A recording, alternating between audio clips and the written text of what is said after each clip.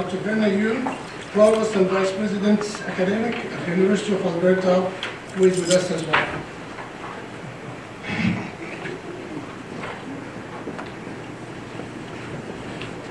Je tiens également à souligner la présence de Mme Nathalie Beauregard, qui est ici avec nous, qui représente le commissaire aux langues officielles du Canada, qui ne pouvait pas se joindre à nous en raison du conflit de date. Aux chers collègues, Philippe, j'ai écrit cher au féminin et cher au masculin, et Philippe m'a dit, ça ne fera pas de différence.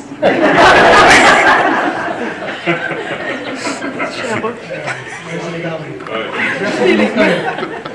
Aux chers collègues, aux personnes étudiantes, aux leaders d'organismes francophones, aux directeurs d'école, à toute notre communauté, merci de votre présence aujourd'hui qui témoigne de l'importance que vous accordez à ces enjeux cruciaux pour notre avenir collectif. Ce congrès revêt une importance particulière pour la francophonie, ici en Alberta, à travers le Canada et même à l'échelle internationale. L'intelligence artificielle et les nouvelles technologies transforment profondément notre façon d'enseigner, d'apprendre et de communiquer. C'est pourquoi votre participation active est essentielle. Elle permettra de nourrir un dialogue éclairé, fondé sur nos réalités francophones. Ce dialogue sera d'autant plus riche grâce à nos conférencières et conférenciers Keynote, dont l'expertise nous aidera à mieux cerner les enjeux, les perspectives, les opportunités liées à l'intelligence artificielle et aux nouvelles technologies.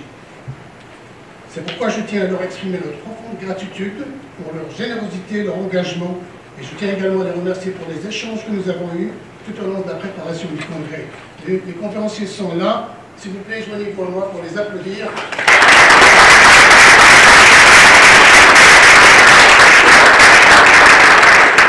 Un merci particulier aux représentants et représentantes des institutions francophones. Isabelle Delille de l'INRS, Yves Pelletier de l'Université d'Ottawa, Francis Leblanc de l'Université de Moncton et Geneviève de l'Université de Paris-Français. Je pense qu'elle est perdue. Elle a perdu Geneviève. Leur connaissance des réalités des institutions francophones viendra enrichir nos échanges et nourrir le dialogue. Et je vous invite à les applaudir, s'il vous plaît.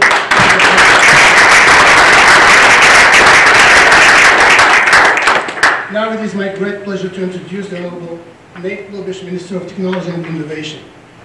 Minister Globish was first elected as member of the Legislative Assembly for Strathcona-Sherwood Park in 2019 and re-elected in 2023.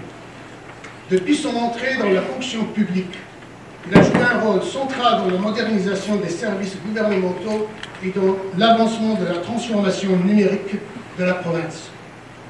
En tant qu'ancien ministre du Service Alberta, il a dirigé d'importantes initiatives visant à améliorer les services publics grâce à la technologie et à négocier un partenariat de 780 millions de dollars avec le gouvernement fédéral pour étendre l'accès à l'Internet haute vitesse à travers l'Alberta d'ici 2027.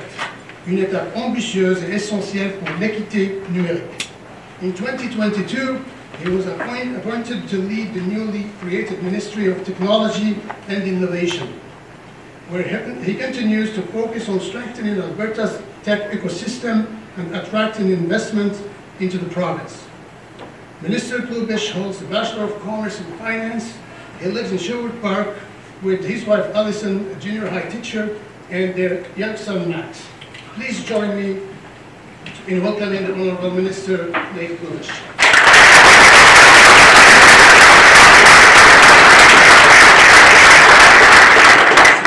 Est-ce que je veux ça à la main? Merci.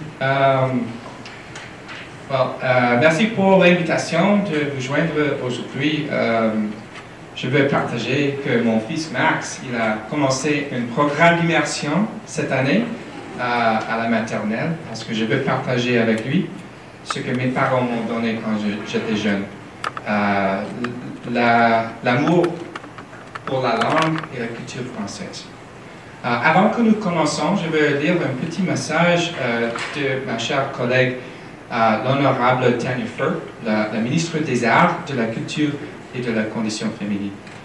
Elle a dit, à titre de ministre des Arts, de la Culture et de la Condition féminine, je tiens à adresser mes salutations les plus chaleureuses à toutes les participantes.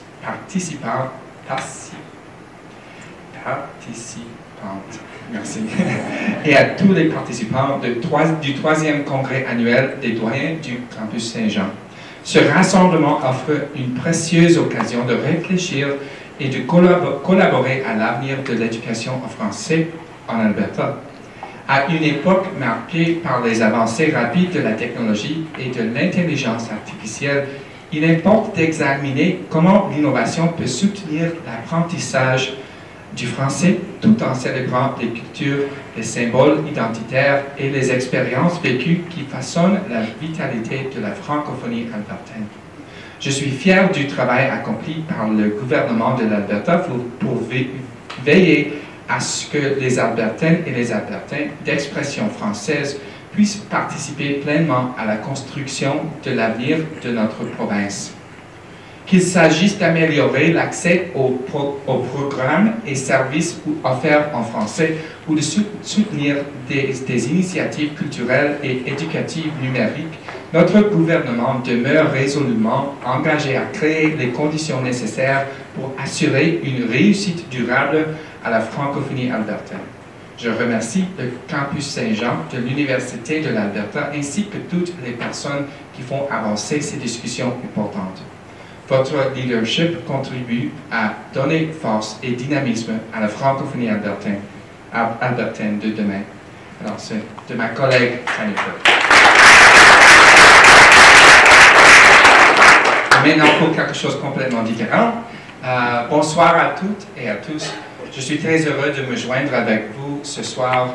Je tiens à remercier votre équipe pour l'organisation de cette discussion sur l'avenir de l'éducation francophone à l'ère numérique. Le thème du congrès de cette année arrive à point. L'intelligence artificielle n'est plus une tendance émergente, elle transforme déjà notre façon de vivre, de travailler et d'apprendre. De la santé à l'agriculture, de l'énergie au transport et bien sûr, n'oublions pas l'éducation. Les nouvelles technologies comme l'IA et l'apprentissage automatique stimulent l'innovation et transforment littéralement le monde. Dans le contexte éducatif francophone, ces technologies offrent un potentiel énorme pour personnaliser l'apprentissage et soutenir à la fois les enseignants et les élèves. Un rapport récent du Sénat français, l'intitulé « L'IA et l'éducation, accompagner les évolutions en cours », met en lumière cette idée. Ce rapport souligne que l'intégration de l'IA dans le système éducatif français constitue une avancée majeure dans la modernisation de l'éducation au XXIe siècle, tout en répondant aux enjeux que pose l'IA pour les enseignants et le système scolaire. Publié le 30 octobre dernier, le rapport met en évidence trois axes d'intervention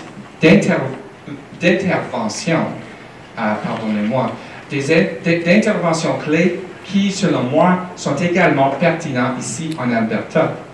Tout d'abord, il faut mieux soutenir les éducateurs en leur fournissant des directives claires de la formation professionnelle et l'accès à des outils d'IA efficaces et précis. Deuxièmement, nous devons investir dans la création d'une culture numérique qui intègre l'IA pour aider tous les Albertains à comprendre comment ces technologies fonctionnent et comment les utiliser de manière responsable, que ce soit dans notre vie quotidienne, notre milieu de travail ou au-delà. Finalement, nous avons l'occasion d'approfondir la recherche afin de développer de nouveaux outils et technologies pour soutenir notre système d'éducation francophone. En Alberta, nous avons déjà entrepris des démarches dans cette direction et nous sommes fiers d'être à la pointe de la recherche et du développement en IA. Notre province abrite certains des plus grands esprits mondiaux dans ce domaine, dont plusieurs à l'Université de l'Alberta. Je tiens à souligner en particulier l'Alberta Machine Intelligence Institute, ou AMI, l'un des 3 centres d'excellence en IA au Canada. AMI favorise la collaboration entre les entreprises, le monde universitaire et le gouvernement et est reconnu comme un leader mondial dans le domaine de la recherche en IA. Je saisis cette occasion pour féliciter l'Université de l'Alberta, classée numéro 1 au Canada pour la recherche en IA et 2e en Amérique du Nord selon le classement Times Higher Education Impact Rankings 2024. Et je dois aussi mentionner Dr. Richard Sutton qui vient de remporter le prix Turing, qui est l'équivalent du prix Nobel en informatique. Alors, nous avons comme pour célébrer au cours de la dernière année, nous avons vu l'impact croissant de l'IA dans tous les aspects de notre vie et de notre travail. Certaines des innovations les plus prometteuses dans le domaine de la santé, par exemple, sont propulsées par l'IA. De nouveaux progrès dans l'imagerie diagnostique, le développement des médicaments et l'optimisation hospitalière sauvent littéralement des vies partout dans le monde. Mais ces progrès technologiques concrets ne sont possibles que si nous avons l'infrastructure nécessaire pour les soutenir. Cela signifie une demande mondiale croissante pour des centres de données en IA et une capacité de production d'électricité suffisante pour les alimenter. Nous voyons là une grande opportunité pour l'Alberta et nous avons lancé notre stratégie d'attraction des centres de données en IA afin de bâtir cette infrastructure essentielle et faire de l'Alberta un acteur central du développement et de l'adoption des technologies de demain. L'une des initiatives clés de cette stratégie est l'expansion des capacités en IA et en apprentissage automatique pour soutenir nos secteurs clés et nos établissements postsecondaires afin de stimuler l'innovation. Nous renforçons également notre écosystème technologique en favorisant des partenariats entre l'industrie et le milieu universitaire et en faisant progresser la recherche appliquée pour transformer les idées en solutions concrètes. Nous développons l'écosystème technologique de l'Alberta afin que nos diplômés puissent utiliser leurs talents ici même et avoir un avenir prometteur sans devoir quitter la province. Ces avancées garantiront que les élèves de toute l'Alberta, y compris ceux des institutions francophones, aient accès aux mêmes outils de pointe et aux mêmes opportunités que partout ailleurs dans le monde. Cependant, nous devons avancer avec prudence. À mesure que l'IA s'intègre dans notre quotidien, il est essentiel de prendre en compte les enjeux d'éthique, de transparence et de responsabilité. Cela signifie s'attaquer à des questions importantes comme la protection des données personnelles et l'intégrité académique. Alors que de plus en plus de nos vies et de nos moyens de subsistance se déroulent en ligne, il est crucial que nous gardions le contrôle de nos informations. Et comme l'IA devient de plus en plus puissante, il est essentiel que les enseignants comprennent comment fonctionnent ces outils afin d'aider les élèves à utiliser cette technologie de manière éclairée et à reconnaître les usages inappropriés. Il est fondamental que les valeurs qui nous guident demeurent constantes, même face à l'émergence de nouvelles technologies. C'est pourquoi nous avons lancé en 2024 notre cadre de gestion de la vie privée et notre cadre d'éthique des données. Et nous avons récemment adopté une législation visant à renforcer les lois sur la protection de la vie privée en Alberta. La province s'est engagée à offrir les protections les plus solides au Canada en matière de vie privée. En conclusion, je suis encouragé de vous voir réunis aujourd'hui pour discuter en profondeur de ces enjeux majeurs et j'ai hâte d'entendre les idées et propositions qui en découleront. Merci beaucoup.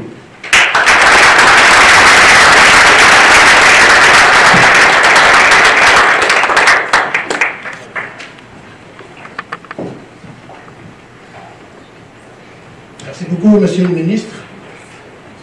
Monsieur le Ministre, si vous avez, pour ceux et celles qui ont participé à l'atelier pré-congrès, qui consistait à venir avec des questions difficiles, je pense qu'il a répondu à plusieurs des questions soulevées cet après-midi, n'est-ce pas? Oui ou non? Oui, oui. Merci de saluer la collègue ministre Fleur pour son message. J'aimerais maintenant introduire notre Provost et Vice Provost academic, Dr. Verna Yu. Dr. Yu is recognized as one of Canada's most respected healthcare provider leaders. Over the past 2 decades, she had held key executive roles, both in academia and within Alberta's provincial healthcare system, where she is known for her philosophy of servant leadership. Dr. Yu is a professor of pediatric in the UVA's Division of Pediatric Nephrology. Elle a occupé plusieurs postes de leadership à Faculty of Medicine and Dentistry, y compris Interim Dean, Vice Dean, and Assistant Dean of Students Affairs. Elle a également été President and Chief Executive Officer of Alberta Health Services. Dr. Yu continues to work on the front lines providing care for young patients and their families at the Sorley Children's Hospital in Edmonton. Please join me in welcoming Dr. Verna Yu.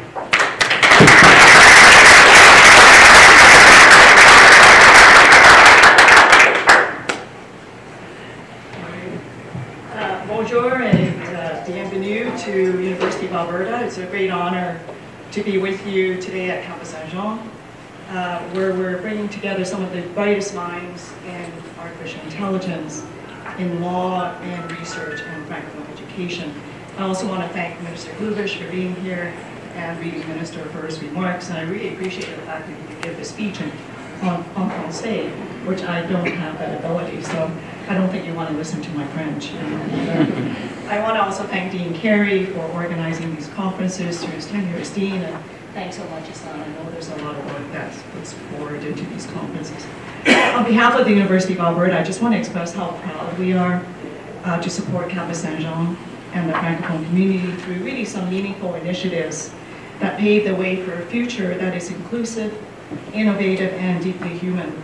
Our commitment to the Francophone education is not just about language, it is about culture, diversity, equity, and collaboration in emerging fields. This conference is really a testament to the commitment of bringing people together. Such an outstanding group of scholars, legal experts, educators, and thought leaders around the theme of AI and new technologies, reflections on the future of Francophone education is not only timely, but is essential. As artificial intelligence reshapes the language of knowledge, learning, and research, we must ensure that the Francophone voices are not only part of the conversation, but helping to lead it. We cannot afford to be mere spectators at this point. We must be active architects and control the destiny of our own futures. And that begins by creating spaces like today, where our voices and our values and our visions are represented and amplified. There's one particular aspect of this event that I just am especially grateful to the organizers. Amongst our 14 keynote speakers, 9 are women in an area of artificial intelligence where women remain significantly underrepresented. So hearing from women in this field is both powerful and necessary.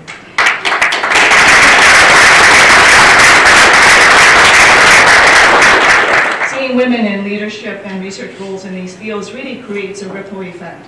It inspires, it transforms, and it sends really strong messages to our own young female students, as well as our researchers and educators, that they have a place in shaping the future of education and technology. Campus Saint-Jean is playing a key role in this transformation. It is not only a center of academic excellence, but a hub of community engagement with a renewed commitment to access, community, and belonging. So in closing, I just invite all of us to continue these conversations with ambition and openness. Artificial intelligence is not just a tool, it is really an invitation to rethink about how we approach knowledge, learning, and human connection. And together, as a committed Francophone community, we have a unique and vital role to play in shaping this global dialogue. So thank you to all the keynote speakers who will share their wisdom with us during this event. Thank you to all of you being here. I wish you a wonderful conference, and merci beaucoup to everyone. Thank you.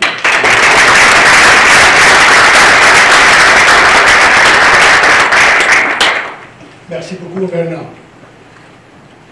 Alors, pour la dernière partie, j'aimerais inviter maintenant le doyen et chef de la direction du campus Saint-Jean, mon ami Jason. Il va nous partager sa vision sur le congrès du campus Saint-Jean et la grande conférence du doyen, ainsi que sa réflexion sur le rôle de l'intelligence artificielle et des nouvelles technologies, principalement dans le milieu éducatif francophone. S'il vous plaît, joignez-vous à moi pour accueillir Jason.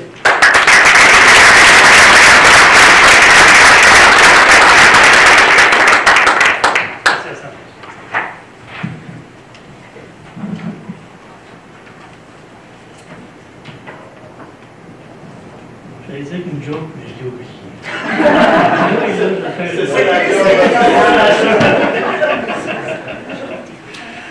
Alors, merci d'être ici aujourd'hui. Distingués invités, chers collègues, chers membres du corps étudiant, honorable ministre Glubish, qui est malheureusement parti, Dear Verna aussi, provost et ma superviseure, amis des francophonies.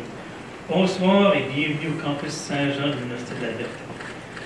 C'est une joie immense que je déclare ouverte cette troisième édition de la grande conférence annuelle du doyen. Et si on est chanceux, l'année prochaine, à ce même moment, à ce même congrès, il y aura de l'air climatisé dans cette Ces rencontres sont devenues un moment privilégié de notre année académique. Une occasion de nous rassembler pour explorer les idées qui forgent notre monde. Nous nous souvenons de la première édition de la conférence en 2023 où le juge Morton Mink nous avait éclairé sur les enjeux cruciaux de la justice sociale. L'an dernier, nous avons eu l'honneur d'accueillir son Excellence Madame Souria Othmani, ambassadrice du Maroc, dont la présentation perspicace sur la diplomatie, l'éducation, l'économie et les échanges culturels avait mis en lumière la vision du Maroc pour la communauté afro-atlantique et les liens profonds entre le Canada et le Maroc. Ces échanges ont enrichi notre compréhension et ont stimulé notre réflexion. Elle nous rappela aussi, avec une clairvoyance incroyable, considérant la situation politique et économique actuelle forcée par les États-Unis, l'importance pour le Canada de diversifier ses partenaires et ses investissements internationaux. Ce soir, dans cette troisième édition de la grande conférence du doyen, nous pencherons sur un sujet à la fois fascinant et fondamental. Être humain à l'ère de l'IA générative, identité, compétences et diversité linguistique. Mais avant d'en parler, je souhaiterais profiter de cette occasion pour remercier toutes les personnes sans lesquelles cette conférence et ce congrès ne seraient réalisables. Tout d'abord, mon collègue et ami Hassan Safoui, vice-doyen principal, qui minutieusement choisit et a élaboré les thèmes dont la vision a façonné cet événement. Hassan.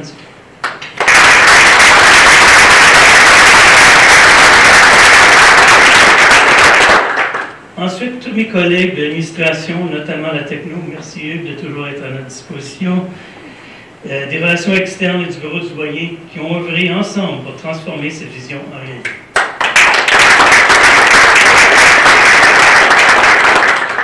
Et enfin, toutes les personnes qui ont accepté de contribuer à cette grande conférence et ce congrès et qui en font un si grand succès. Merci.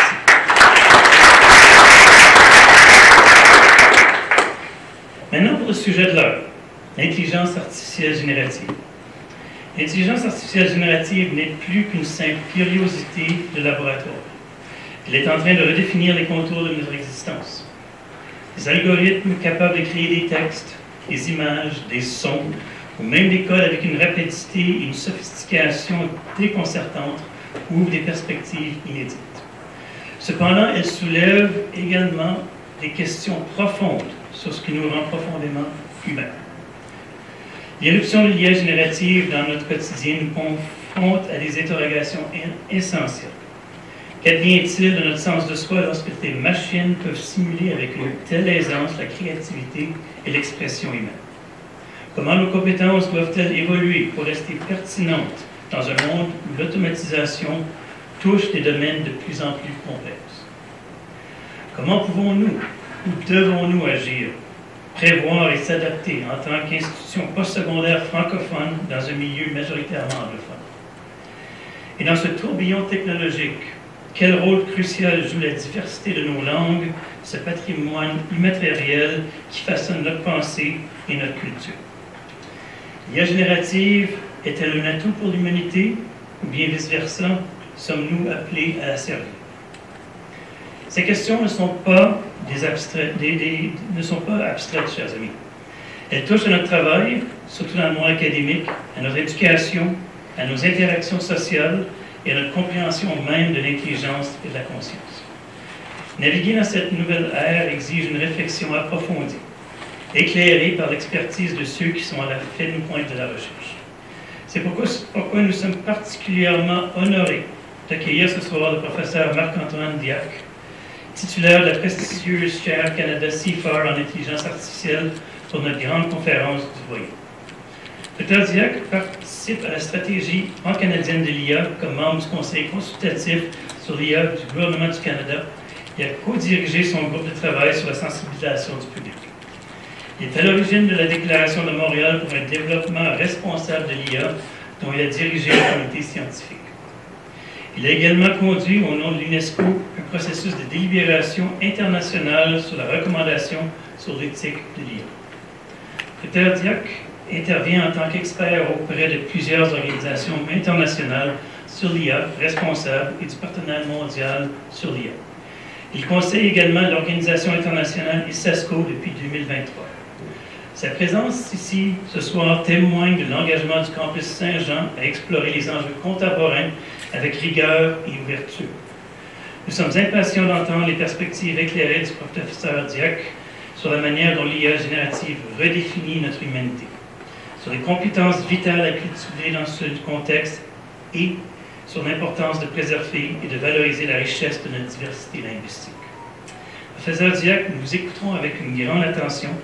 Alors, s'il vous plaît, souhaitez avec moi très chaudement la bienvenue au professeur Marc-Antoine Diac, le troisième conférencier de la grande conférence du doyen du campus Saint-Jean de l'Université de Laval.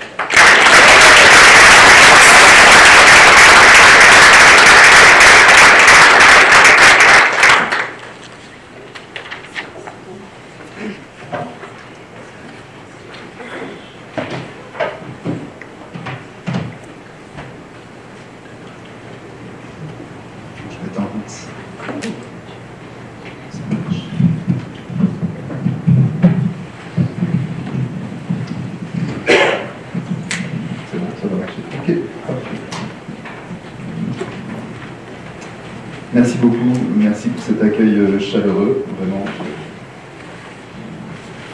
j'ai presque plus de mots. Je vais commencer par remercier Hassan Sabaoui pour cette invitation et Jason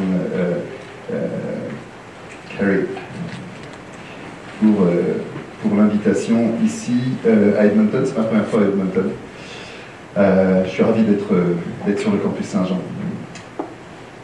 Je voudrais faire deux remarques avant de commencer. Deux petites remarques. Une personnelle, parce que je ne vais pas tant parler que ça de francophonie, mais il en a été question, il en sera question tout au long des 2 jours. C'est avec beaucoup d'émotion que je suis en fait ici, sur ce campus, où on parle français. J'ai le sentiment d'avoir traversé la francophonie, du sud au nord, du nord à l'est, à l'ouest. Et ça me fait quelque chose en fait de parler en français ici. Moi je suis né au Congo, d'une mère qui est algérienne et qui a appris le français à l'école coloniale, d'un père qui lui était français, a appris le français comme n'importe quel français, à l'école coloniale. Puis j'ai grandi au Cameroun, en Mauritanie, au Maroc, longtemps. Évidemment, je suis passé par la France. Un jour, j'ai découvert le Québec. Puis, je m'y suis posé. Puis me voici un peu plus à l'ouest, en Alberta, pour faire cette conférence. Alors, ça me fait dire d'abord, le français, ce sont les Français, les différentes manières de parler français, qui sont toutes des manières non seulement légitimes, avec toute leur richesse. Ça, c'est la première chose. La deuxième chose, c'est que parler français, c'est aussi parler français avec d'autres langues. Parfois, c'est un héritage colonial, hélas. Cet héritage colonial, on peut le changer. On fait en sorte que le français parle avec l'arabe, avec l'amazigh, avec le bantou, avec le bamileke, avec les langues autochtones canadiennes, etc. C'était ma première remarque.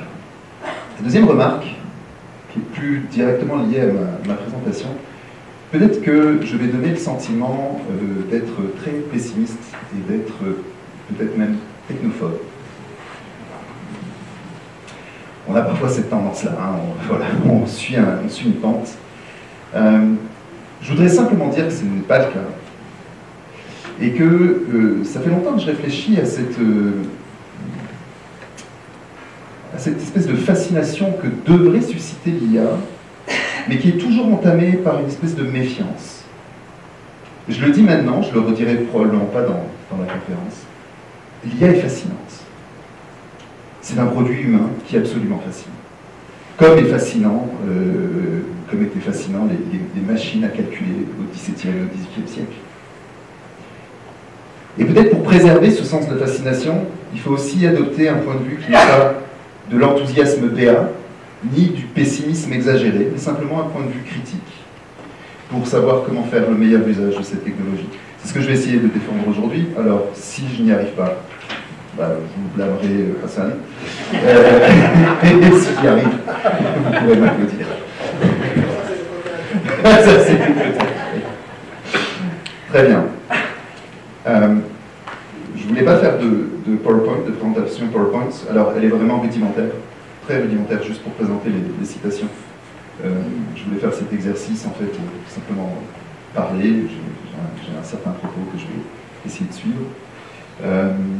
Vous ne pourrez pas m'arrêter, malheureusement, là, en cours, on peut, mais pas là.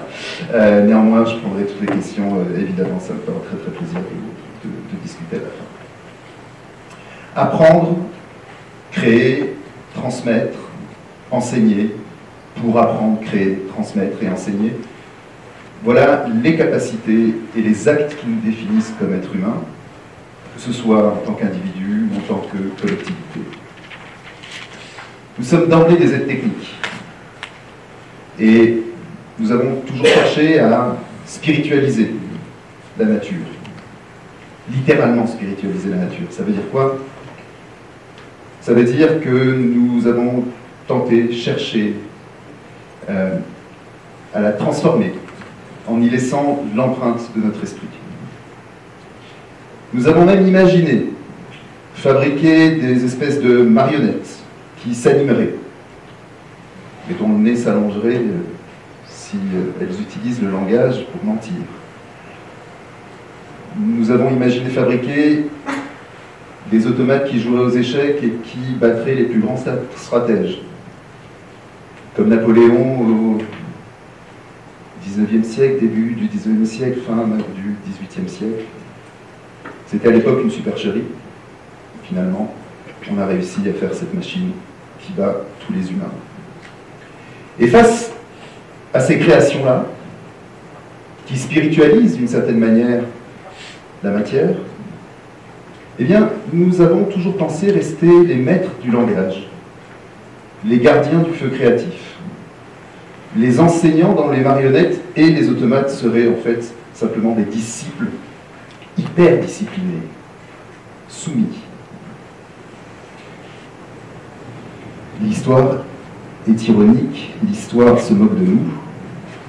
Voilà que le génie humain a réussi à fabriquer ces marionnettes qui parlent d'elles-mêmes, qui disent le vrai comme le faux, indifféremment et avec le même sérieux. Des automates qui nous comprennent, des machines qui élaborent parfois des stratégies mortelles et nous prennent par surprise. Et voilà que nous autres humains, qui avons enfin atteint notre objectif de créer l'intelligence artificielle à l'image de la nôtre, nous nous mettons à douter. Et si nous avions justement perdu le contrôle? Et si ces objets animés d'intelligence n'avaient plus besoin de nous pour apprendre et créer, pour enseigner et transmettre? Et si ces objets devenaient les maîtres du logos? Le logos, c'est-à-dire pas simplement la logique, mais la parole et la langue. Et si c'était eux, désormais, les enseignants, et nous, les disciples réticents, des disciples anxieux, mais des disciples domptés. J'ai fini mon premier paragraphe. Je le transmets à ChatGPT. Alan, c'est mon assistant d'IA générative, qui va me rendre ses commentaires. Alan.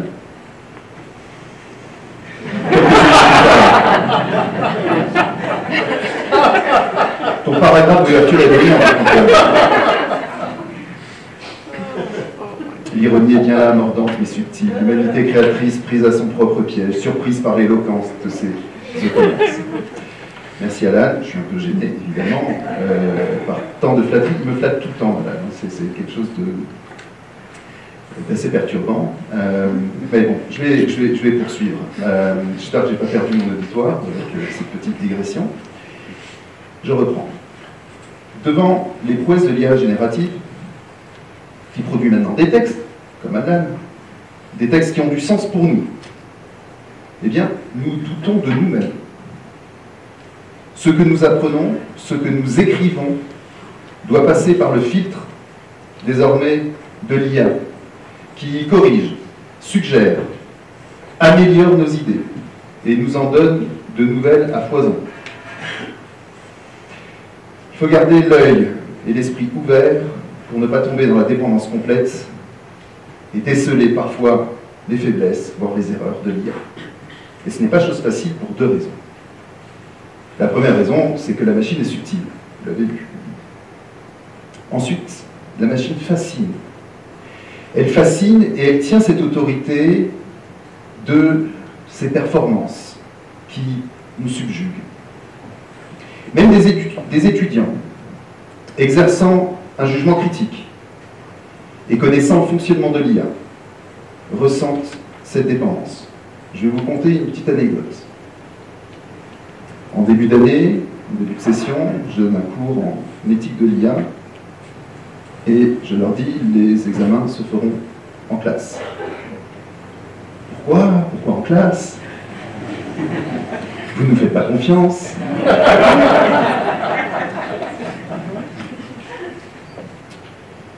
Je leur dis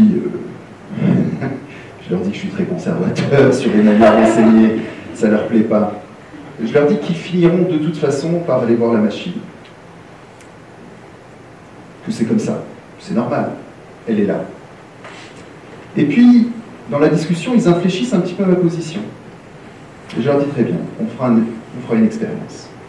Le premier examen arrive, et je présente 2 cas d'études. On n'a pas besoin de les regarder dans le détail. Premier cas d'étude sur le Super Power Glass.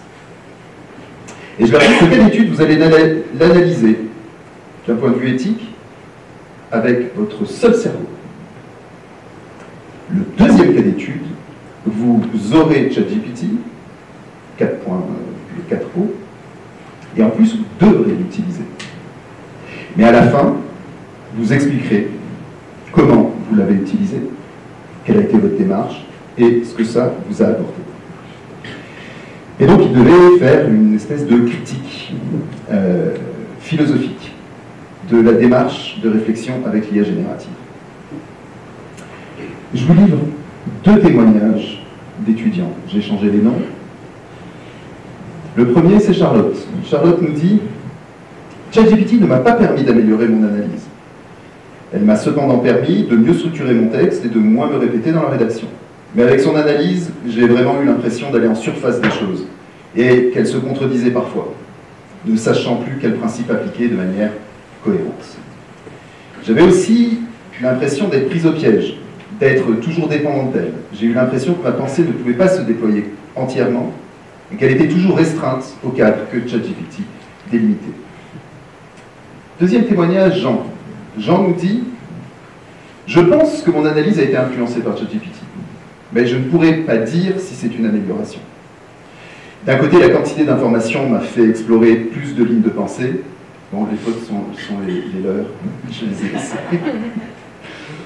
D'un autre côté, on peut dire que certaines d'entre elles étaient peu pertinentes, ce qui me porte à croire que mon intuition ne m'aurait pas poussé dans ces directions pour de bonnes raisons. Un dernier problème est ce que j'appellerais la surgénéralisation. ChatGPT prend des concepts généraux et assume qu'ils s'appliquent aux cas spécifiques. Le meilleur exemple étant de suggérer l'anonymat des données, ce qui n'a aucun sens dans le contexte. Le contexte était de pouvoir suivre des élèves dont on savait exactement qui ils étaient.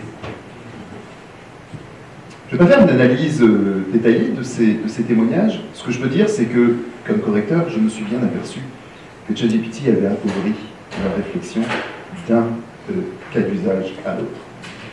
Retenons simplement l'ambivalence de l'IA pour ses étudiants. Ambivalence car ils voient les gains d'efficacité, par exemple la rapidité, mais aussi la conformité avec des règles formelles de rédaction, mais qui ressentent un inconfort et perçoivent les faiblesses de l'IA, parfois ses contradictions. Alors aujourd'hui, je voudrais justement explorer un peu plus en profondeur cette ambivalence de la technologie pour soutenir que l'apprentissage, la créativité et l'enseignement sont profondément bouleversés par l'introduction de l'intelligence artificielle générative. Et une idée sous-jacente traversera mon propos, l'idée que l'IA incarne une vision du monde, une conception du monde, ce qu'on appelle aussi une Weltanschauung, une conception globale de notre existence, qui transforme en profondeur notre rapport à l'apprentissage, à la parole et à la pensée. Dans un premier temps, j'examinerai l'IA comme une possible extension cérébrale qui crée néanmoins et paradoxalement un affaiblissement cognitif des humains. Ensuite, je reviendrai sur une idée qui est maintenant ancienne, à savoir que l'IA consiste en une manipulation aveugle des signes et que nous sommes nous-mêmes invités à n'être plus que des manipulateurs de signes. Et enfin, je discuterai l'idée que cette cécité de l'IA, le fait qu'elle avance de manière aveugle, lui permet paradoxalement de véhiculer des conceptions du monde qui contribuent à l'hégémonie de certaines cultures et de certaines langues, et que d'une manière générale, et ce sera ma conclusion, d'une manière générale, l'IA contribue à un déclin à l'intérieur même des langues, déclin de la richesse lexicale et syntaxique. Première partie donc, simulation de la faculté de penser. Je dois mettre le temps, parce que on a commencé en retard, mais je devrais quand même mettre le temps. Je peux parler beaucoup, il faut m'arrêter tout de suite. À une époque où certains rêvent d'un retour à la nature, et on comprend bien pourquoi, pour échapper à une société saturée d'artefacts et de techniques, il faut rappeler sobrement que les inventions techniques ont permis aux êtres humains de survivre dans un environnement hostile. La technique, d'une manière générale, augmente nos capacités d'agir et même de penser pour faire face aux dangers naturels d'abord et résoudre des problèmes de coordination entre les êtres humains. L'IA est exactement ce genre de technique. Elle augmente nos facultés de calculer, de prédire, d'organiser, mais aussi, nous l'avons vu, d'écrire et de mémoriser. Elle nous permet même d'augmenter notre capacité d'apprendre et de créer. Ce lien entre technique et apprentissage a fait l'objet d'un questionnement philosophique dès l'Antiquité. Je ne parle pas de l'IA, mais le lien entre la technique et l'apprentissage. Et très tôt, les philosophes se sont posé la question, est-il vrai que l'IA, pas encore, que la technique augmente nos facultés cognitives? Dans un texte très fameux, Platon écrit ceci. Il rapporte le dialogue entre le dieu égyptien Thoth, qui a inventé l'écriture, et le roi Tammuz, à qui le dieu donne l'écriture. Voici ce que dit Thoth. Voici le savoir qui fournira aux Égyptiens plus de savoir, plus de science et plus de mémoire. de la science et de la mémoire, le remède a été trouvé. Quel est ce remède? L'écriture. Et Tammuz répond, ô Thoth, le plus grand maître est art. Voici maintenant que toi, qui es le père de l'écriture, tu lui attribues par complaisance un pouvoir qui est le contraire de celui qu'elle possède. En effet, cet art produira l'oubli dans l'âme de ceux qui l'auront appris, parce qu'ils cesseront d'exercer leur mémoire, mettant en effet leur confiance dans l'écrit, et c'est du dehors grâce à des empreintes étrangères, et non du dedans grâce à eux-mêmes, qu'ils feront acte de remémoration. Ce n'est donc pas de la mémoire, mais de la remémoration que tu as trouvé le remède.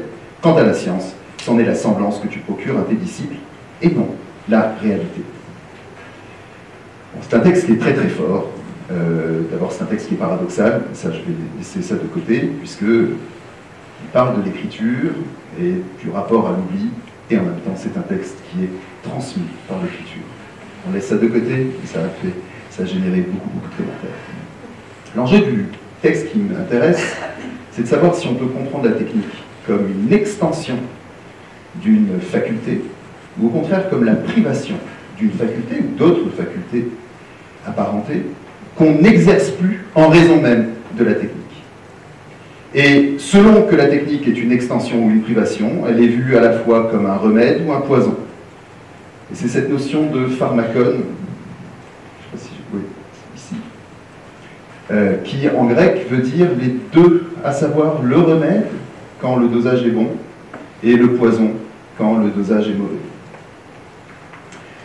Or, des philosophes contemporains comme Andy Clark et David Chalmers ont justement soutenu, dans un article qui a fait beaucoup de bruit en 1998, The Extended Minds, que nos outils cognitifs qui utilisent le langage et participent activement à nos processus mentaux peuvent être considérés comme des extensions de notre esprit. Il paraît assez évident que l'IA générative tombe dans cette catégorie. Tout comme l'écriture qui externalise la mémoire, l'IA, en utilisant le langage naturel, externalise des processus de pensée qui étendent notre pouvoir de connaître, de combiner et de créer. Comme il le demande au tout début du texte, « Where does the mind stop and the rest of the world begin ?» Tout comme le bâton est l'extension du bras, l'IA est celle du cerveau. Ok, on est prêt à l'accepter. Mais la remarque du roi Tammuz ne peut être écartée de manière aussi simple. Il le dit, ce n'est pas de la mémoire, mais de la remémoration que tu as trouvé le remède. Qu'est-ce que ça signifie? Ça signifie qu'il faut distinguer clairement la faculté, notre pouvoir, nos capacités, et l'acte de la faculté. Il faut distinguer entre le pouvoir et l'agir. Or, si la technique augmente l'agir, elle peut diminuer notre pouvoir. Nous ne savons plus les textes qu'autrefois nous apprenions par cœur, mais nous pouvons évidemment les retrouver dans des livres et sur une page numérique. Alors, à ce moment-là, nous nous remémorons un poème, mais nous ne le savons plus. En externalisant nos compétences essentielles à l'apprentissage, comme la mémoire ou le raisonnement, nous objectivons nos capacités cognitives, et cette objectivation a un nom, elle s'appelle aliénation. Qu'est-ce que ça veut dire aliénation? Ça a deux sens. L'aliénation, c'est d'abord le processus par lequel nous devenons étrangers à nous-mêmes. En objectivant notre capacité de raisonner dans la machine, nous devenons étrangers au processus de raisonnement eux-mêmes. La faculté de penser de l'IA nous est étrangère. D'ailleurs, d'où tous ces débats sur l'explicabilité de l'IA, qui n'ont aucun sens, puisqu'il s'agit justement de processus qui ne sont pas les mêmes que nos processus mentaux. Dans un deuxième sens, l'aliénation, c'est ce processus par lequel nous sommes dépouillés de nos compétences et qui nous rend dépendants de l'extérieur, de savoirs que nous n'avons plus, de savoirs qui sont devenus étrangers. Le philosophe de la technique Bernard Stiegler, qui prenait au sérieux la notion de pharmakon, tout comme celle d'aliénation, nous mettait en garde contre un risque qu'il appelait le risque de la prolétarisation cognitive. Prolétarisation cognitive. après la prolétarisation par le travail manuel. Et il désignait par là la perte de la capacité à former des savoirs nouveaux, des savoirs critiques, des savoirs créatifs par la délégation de l'attention, de la mémoire, de la pensée aux technologies numériques. Finalement, nous ne sommes plus que des utilisateurs d'outils, des manipulateurs sans véritable capacité de comprendre ce qui est manipulé. Je voudrais justement développer maintenant, c'est le deuxième point, cette idée d'une manipulation sans pensée active. Certains penseurs ont soutenu l'idée d'une IA forte, une IA qui serait capable d'une pensée avec une conscience intentionnelle, c'est-à-dire dirigée vers la signification, et capable de saisir l'idée qui est référée. Et contre eux, il y a des philosophes comme John Searle qui ont soutenu, ou Dreyfus, qui ont soutenu que l'IA ne peut être que faible, en ce sens qu'elle ne peut que manipuler des symboles, des signes, mais qu'elle n'est pas capable d'une pensée intentionnelle. Je prolonge ici la première réflexion sur l'externalisation au fond de nos compétences. Searle a élaboré une très puissante expérience de pensée que vous connaissez peut-être, qui s'appelle la chambre chinoise. Je vais la laisser là. Il dit, imaginez un anglophone, ça marche avec un francophone, ne connaissant pas le mandarin, enfermé dans une pièce remplie de boîtes de symboles chinois, des idéogrammes, une espèce de base de données, et d'un livre d'instructions permettant de manipuler les symboles, le programme. Imaginez que des personnes à l'extérieur de la pièce envoient des symboles chinois qui, à l'insu de la personne dans la pièce, sont des questions en mandarin. Donc la personne, ici, ne comprend rien au mandarin. Et les personnes à l'extérieur envoient des questions. Elle ne sait pas que ce sont des questions. Imaginez qu'en suivant les instructions du programme, c'est le ledger, en anglais c'est le terme, ledger, c'est le manuel en fait, d'instructions. Imaginez qu'en suivant les instructions du programme, la personne dans la pièce est capable de distribuer des symboles chinois qui sont des réponses correctes aux questions. La sortie, l'output. Searle pose la question, est-ce que la personne à l'intérieur de la pièce a compris le mandarin? Évidemment, dans cette expérience de pensée, la réponse est non. Est-ce que l'IA comprend ce qu'elle fait? Si l'IA ressemble à la chambre chinoise, alors la réponse est aussi non. La conclusion est donc que, tout comme la personne anglophone ne comprend pas le mandarin, l'algorithme ne comprend pas un mot de mandarin. Platon parlait d'empreintes étrangères dans le texte du fait que j'ai cité, pour désigner ces symboles, des empreintes étrangères, des signes sur un papier. Eh bien, dans les deux cas, symboles, idéogrammes ou bien empreintes étrangères, il y a bien manipulation des signes, mais il n'y a pas compréhension du sens ni des idées. L'IA est donc aveugle. Et c'est précisément cette idée qui était le programme de recherche de celui dont on peut dire qu'il est le père de l'idée de l'intelligence artificielle. Alors, si je dis le père de l'idée de l'intelligence artificielle, on va chercher qui? On va chercher Turing, c'est un prix Turing. On va chercher qui d'autre? Norbert Wiener, cybernétique. Voilà, encore un peu plus loin. Boole, ouais, la logique. Binaire. Voilà encore un peu plus loin. Je parle de Leibniz, qui, au XVIIe siècle, voulait dégager les règles de la logique qui permettraient de s'assurer non seulement que toutes nos propositions sont vraies, mais aussi que nous formulions de nouveaux énoncés vrais en vertu des simples règles logiques. On peut dire que son programme, dans un langage contemporain, était une forme de truth by design. Concevez bien la machine, et la machine dira toujours la vérité. Leibniz, lui, appelait ça la cognitio caeca. Je ne sais pas si je l'ai ici. Bon. Alors ça, j'ai mis cette slide, je ne vais pas la faire, je vous le dis tout de suite. Mais c'est peut-être que cette partie-là peut illustrer quelque chose que je vais dire. Mais oubliez le reste. Donc il appelait ça cognitio caeca. Cognitio caeca, ça veut dire la pensée aveugle qui prend alors la forme d'un algorithme. Pour parvenir à faire cette machine-là, il suffit de 3 ingrédients pour la mix. Ok, ça veut. Je sais que c'est la fin de journée, c'est un peu substantiel là, mais ça va pas être compliqué. Il y a 3 ingrédients. Le premier ingrédient sont des idées. On doit trouver, en fait, on doit faire un répertoire de toutes les idées simples dans le monde. D'accord ? On doit juste avoir le dictionnaire de toutes les idées simples.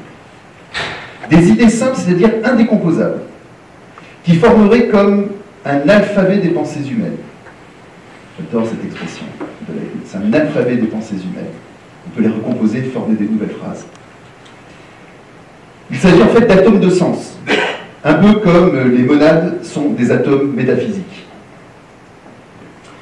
Ce sont des idées comme l'un, le tout, la cause, l'effet, la substance, le possible, etc. Que des idées simples. Le deuxième ingrédient, ce sont les signes, les caractères. Ben oui, il faut manipuler des signes. L'idée, elle est abstraite. Il faut qu'elle soit référée, dénotée par un signe. Et ces signes, ces caractères renverraient aux idées simples qui pourraient ensuite être combinés en des caractères plus complexes, qui permettraient de composer des idées plus complexes, tout simplement. Alors c'est ici peut-être la partie du schéma qui est intéressante, c'est vous avez une correspondance entre les idées et les signes.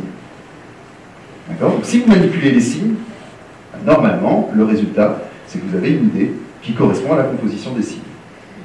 Facile, on peut le faire avec les nombres, et c'est exactement ce que Leibniz a fait avec sa machine à calculer. Troisième ingrédient, il nous faut les lois de composition. C'est quoi les lois de composition ? Ce sont les lois logiques. Donc il faut un programme qui nous permette d'établir toutes les relations logiques pour combiner ces caractères. En fait, ce programme de recherche, c'est tout simplement le programme de recherche de l'IA symbolique. L'IA symbolique qui ne dépend pas des langues naturelles. Alors là, j'insiste sur ce point parce que ça va être crucial après dans mon propos. L'IA symbolique ne dépend pas des langues naturelles. Et cette IA symbolique nous permettrait de résoudre tous les problèmes qui se présenteraient à nous. En fait, fondamentalement, il s'agissait pour Leibniz de nous fournir des pensées vraies, même si nous n'avions pas le temps de refaire tout le raisonnement qu'il éprouve. Et il étendait ainsi ce qu'il avait réussi avec la machine à calculer à tout le domaine de la pensée humaine. Alors Leibniz a créé une machine à calculer qui, après Pascal avait créé une machine à calculer qui faisait une opération d'addition et de soustraction, et Leibniz a réussi à faire la multiplication et la division. Et donc ce programme-là, c'était en fait de faire en sorte qu'on puisse faire la même chose, mais avec toutes les pensées humaines. Vous imaginez, on tape sur des touches, et il y a de nouvelles pensées qui apparaissent, il y a de nouveaux textes qui apparaissent. Voilà, c'est ce qu'on a avec l'IA. Alors nous voilà de retour maintenant, après ce petit détour par la caractéristique universelle, c'est comme ça qu'il l'appelait Leibniz, nous sommes de retour dans la chambre chinoise de Searle. Mais cette fois, c'est bien nous, c'est pas une simple image de l'IA, c'est nous qui sommes dans la machine, c'est nous qui sommes les machines capables seulement d'une pensée aveugle.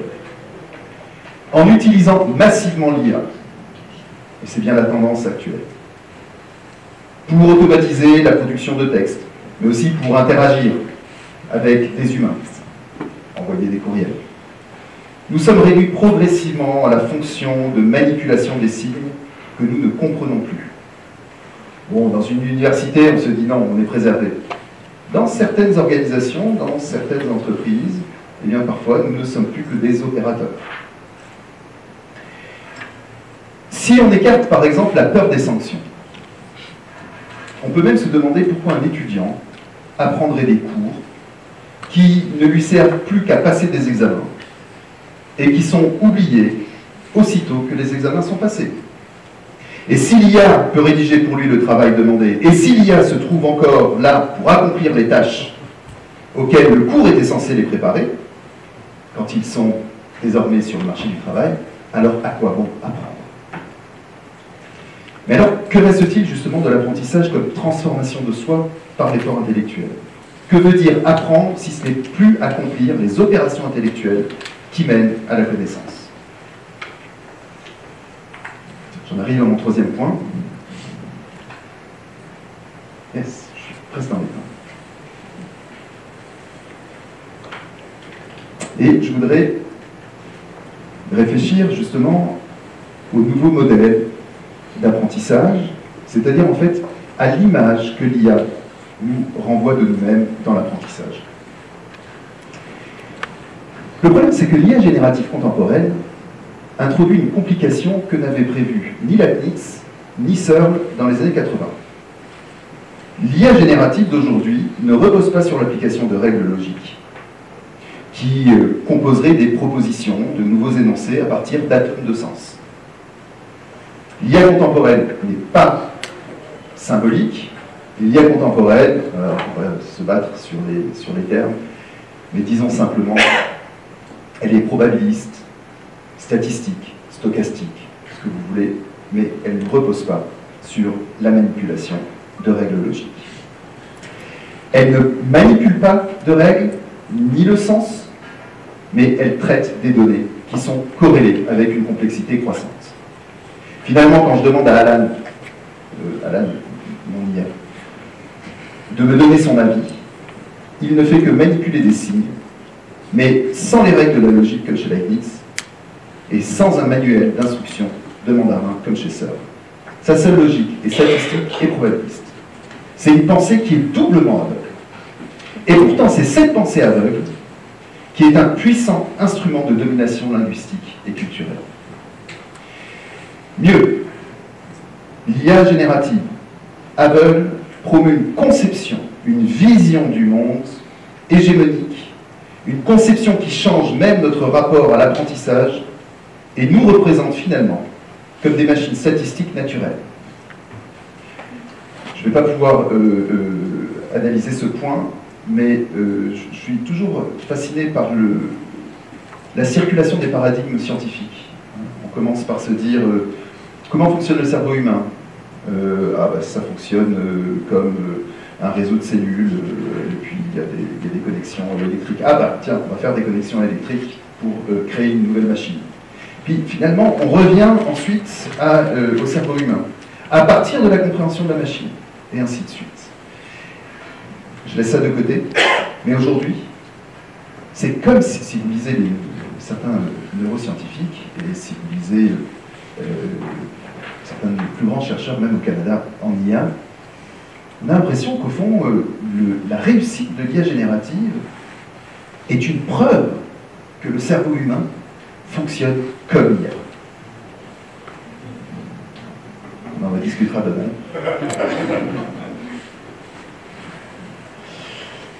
Revenons donc sur le type d'apprentissage de l'IA générative. Il se fait sur la base d'un traitement des données massives. Et la qualité de l'IA dépend des données d'entraînement. Pour les modèles de langage, les LLM, je dirais LLM, les données sont textuelles, plus généralement linguistiques. Mais de quelles données linguistiques on parle exactement? Tantôt, en parlant de Leibniz, je vous ai dit, on a des idées simples avec des caractères qui sont correspondants. Ce sont des données linguistiques. Mais je vous ai dit aussi que Leibniz essayait d'écarter les langues naturelles. Il s'en méfiait. Il s'en méfiait, il essayait de construire au contraire un programme purement logique, même de la logique mathématique dans son cas. Eh bien, dans ce projet de caractéristiques universelles, Leibniz voulait, grâce à la logique, réformer l'usage des langues naturelles. Que ce soit le latin, que ce soit l'allemand, soit le français, qui sont toujours imparfaites, alors qu'aujourd'hui, les LLM, au contraire, reposent sur le traitement, et uniquement le traitement, des langues naturelles. Ces modèles sont ancrés dans l'usage des langues naturelles avec leurs imperfections, avec, on le dirait aujourd'hui de la manière suivante, avec leurs biais, avec les stéréotypes, et avec les injustices et les erreurs qu'elles véhiculent. Ces langues sont aussi porteuses d'une conception du monde, d'une Weltanschauung, comme je le disais en introduction. C'est un terme qui a été popularisé par le philosophe Wilhelm Dilthey, qui était aussi un spécialiste d'herméneutique, qui faisait la promotion d'une philosophie de l'herméneutique, la compréhension du monde. Les langues naturelles, ou plutôt leur usage historique, véhiculent une compréhension globale de l'existence et donnent un sens à la vie, qui peut ensuite se communiquer dans une autre langue, mais qui ne peut pas se comprendre à l'intérieur du système d'une autre langue. Expérience banale, combien de mots intraduisibles qui dénotent ce phénomène? Le système des genres, la structure syntaxique, les verbes d'état, les verbes d'être, mais aussi de possession, les déictiques, ceci, cela, les expressions d'existence, comme il y a. Oui, on peut le traduire en anglais par there is, on peut le traduire en allemand par es gibt. Dans d'autres langues, ça n'existe pas du tout. Toutes ces expressions sont dépourvues de sens dans certaines langues. Elles dénotent d'une conception du monde. Or, les LLM, sans être conscients d'une vision du monde et sans comprendre la langue, véhiculent ce qu'on peut appeler des régularités discursives, des structures de sens et des cadres normatifs qui sont des éléments constitutifs d'une conception du monde. Ils véhiculent aussi un système de valeurs. De nombreux articles documentent ce phénomène. Je voudrais en citer un. Il y en a vraiment, il y a pléthore, mais il y en a un qui, pour moi, est plus important que les autres par son rôle historique, qui a été beaucoup discuté au moment de l'introduction de l'IA générative, et qui est On the Dangers of Stochastic Parrots, de Tibru et Emily Bender. Leur article montre justement comment les LLM reproduisent des biais et reconduisent des conceptions sources d'injustice sociale. Ajoutez à cela, si les données d'entraînement proviennent majoritairement de certaines langues, eh bien, elles contribuent à favoriser les conceptions du monde qu'elles portent et rendent invisibles les autres conceptions du monde. Et nous avons des études qui montrent, par exemple, que près de 60% des textes utilisés par l'IA sont en langue anglaise. Et dans ce cas, il y a effectivement une concurrence défavorable aux autres langues, aux langues minoritaires ou aux langues qui sont simplement moins bien représentées dans les ensembles de données. La présence du français, si elle n'est pas menacée, en tout cas pas autant menacée que d'autres langues, eh bien, sa présence ne suffit pas à asseoir un modèle d'IA générative aussi performant que ceux des géants de la tech américaine. La recherche internationale se fait en anglais, la recherche en IA se fait en anglais, et cette position linguistique hégémonique assure également une hégémonie culturelle que l'IA renforce. Des conceptions aussi politiques et sociales sont véhiculées. Des conceptions, par exemple, de la tradition politique libérale. Une étude montrait que la notion de séparation de l'Église et de l'État se retrouvait maintenant dans des LLM qui avaient entraîné uniquement sur la langue arabe. Quand on connaît l'historique de la langue, ça paraît un peu curieux. Et nous assistons désormais à une espèce de guerre des dieux, pour reprendre l'expression de Max Weber. Guerre des dieux, c'est-à-dire guerre des conceptions du monde, guerre des conceptions ou des systèmes de valeurs.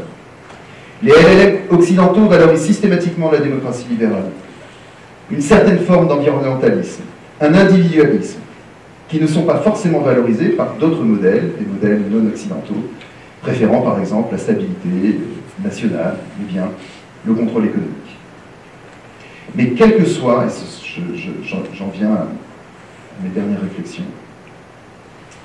quelle que soit la sphère culturelle dominante, nous faisons face aujourd'hui à un défi majeur qui est la perte à la fois des compétences humaines, mais aussi le rétrécissement de la richesse linguistique, c'est-à-dire le rétrécissement d'abord du nombre de langues représentées dans les données d'entraînement, rétrécissement des structures de chaque langue aussi à l'intérieur des systèmes linguistiques, et réduction de la diversité des modes de pensée. Des études comme, je ne sais pas si je les ai mises ici, ouais, je ne l'ai pas mis ici. The Curious Decline of Linguistic Diversity, met justement en garde contre un phénomène récent, qui est l'épuisement de l'ensemble du stock mondial de données linguistiques d'origine directement humaine. Alors vous allez être, ça peut être surprenant, on se dit, on écrit tous les jours. Oui, c'est vrai, on écrit tous les jours. Mais en fait, il y a une concurrence avec de nouveaux ensembles de données. Les données qui sont tout simplement synthétiques et qui sont produites par l'IA générative. Il y a une espèce d'autogénération de nouveaux contenus. Les auteurs montrent par exemple que l'itération récursive, c'est cette courbe qu'on suit, l'itération récursive donc, de l'entraînement des IA sur des données synthétiques, au départ on a des données humaines, réduit non seulement le champ lexical, mais surtout la diversité des structures syntaxiques des langues naturelles. En outre, les modèles de langage ne se contentent pas de prédire des mots. Ces modèles apprennent des manières de dire et norment des manières de penser. Ce qu'ils reproduisent, ça n'est pas du contenu, mais c'est une forme d'argumentation dominante. Elle se caractérise par exemple par des structures rhétoriques typiques, un raisonnement pondéré, des justifications nuancées, une présentation toujours équilibrée, c'est ni-ni.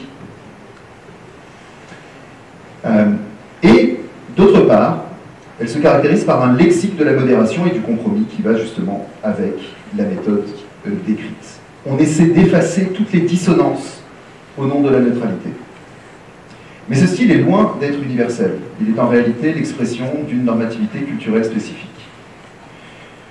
Il tend même à invisibiliser d'autres formes discursives, des traditions orales dialogiques, le recours à l'expérience partagée, la narration affective, voire le discours de la croyance, qui ne relève justement pas du régime de la rationalité occidentale.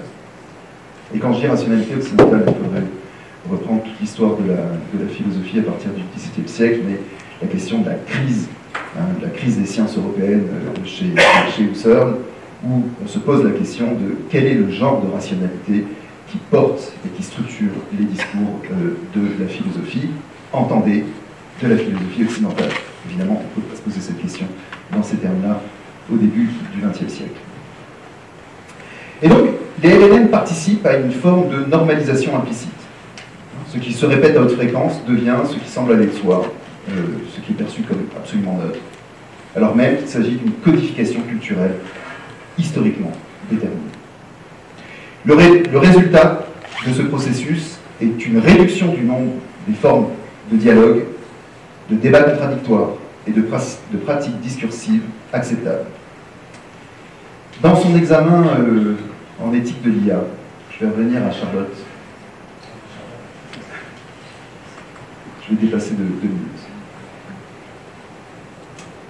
Charlotte écrit « J'ai eu l'impression que ma pensée ne pouvait se déployer entièrement et qu'elle était toujours restreinte au cadre que ChatGPT délimitait. » Ça, on a vu cette partie-là. Ce qui appuie aussi cette impression, dit-elle, est que son plan est toujours le même. Elle rédige en 3 parties, avec une conclusion.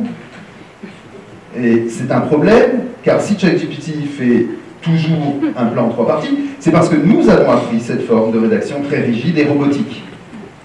Ainsi, je pense que ce n'est pas son utilisation qu'il faut questionner, mais plutôt se demander pourquoi elle arrive à réaliser des travaux scolaires, par exemple. Je pense que ça reflète la limite même de l'institution universitaire. J'ai ajouté des mots qui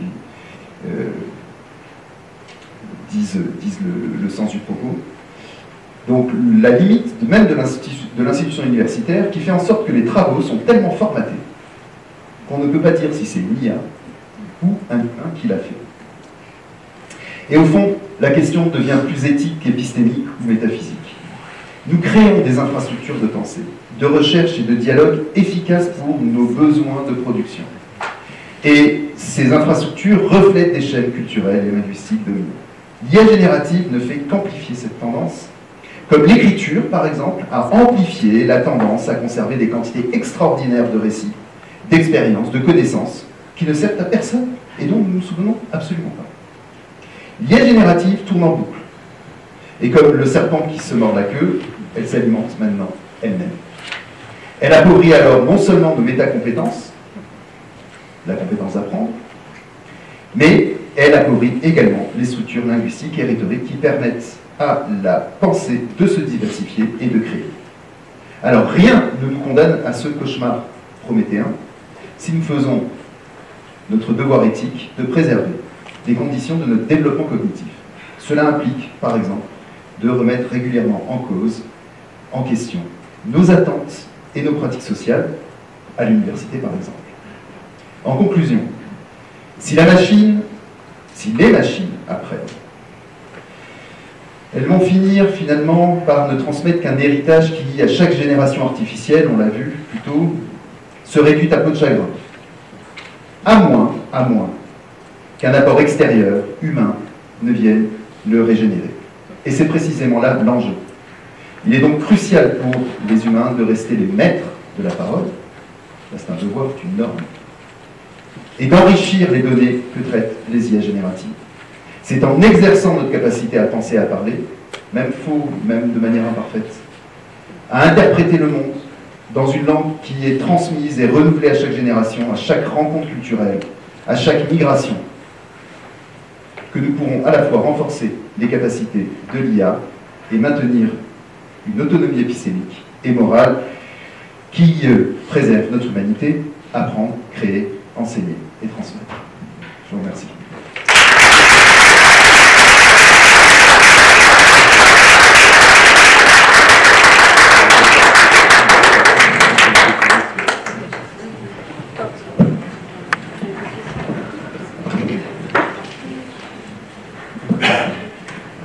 Est-ce qu'on a le temps pour des questions? Oui, on a le temps pour des questions, oui, absolument. On va juste inviter Marc-Antoine de s'asseoir, on va se mettre confortable et on va demander à des gens des questions. Et Hassan a un micro. Hassan, il semble avoir plusieurs mille déjà. Je pensais qu'on t'a perdu. Ben non! Marc-Antoine, c'est toujours un plaisir de t'écouter.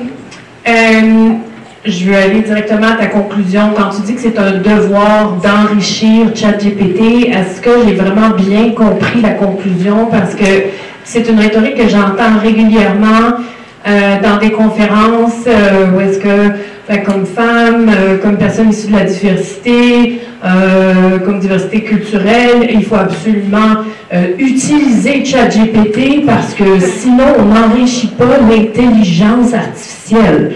Est-ce que tu pourrais nous aider à distinguer ça, s'il vous plaît? Valentine, tu es toujours très perspicace et ce n'est pas ce que j'ai voulu dire, mais manifestement, c'est ce que j'ai dit. Et le langage me fait toujours. Oui. Non, je suis d'accord avec toi. Au sens où le devoir éthique n'est pas un devoir éthique d'utiliser l'IA, mais au contraire un devoir éthique de continuer à produire du contenu proprement humain, qui, quand il est utilisé par l'IA générative, eh bien, vient enrichir les productions de l'IA générative. On n'a pas le devoir d'utiliser l'IA générative. En fait, pour confesser la chose, mes étudiants ont eu qu'un seul examen avec ChatGPT. Ils ont compris de toute façon que ça n'allait pas leur servir à grand-chose. Oui, alors, au fond, le problème c'est qu'on a tendance à y aller, hein, on a tendance à juste regarder, tiens, et qu'est-ce que tu en penses de ça?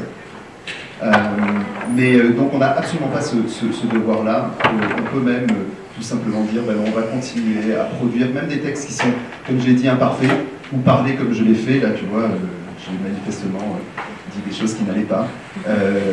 Pourquoi? Parce que c'est ce contenu-là qui, même quand il est faux, peut devenir créatif. Alors bon, toi tu es en plus dans le registre des arts. Il est très clair que l'art s'appauvrit à mesure que l'IA générative se nourrit d'elle-même. Est-ce qu'on a besoin ou est-ce qu'on a le devoir de les nourrir? Absolument pas. Merci beaucoup pour ta question. Sur le micro.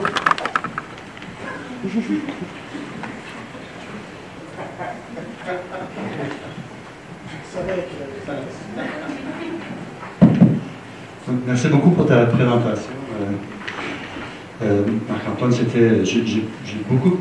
tout aimé, surtout de ma perspective personnelle de la monade que je suis, j'ai beaucoup apprécié.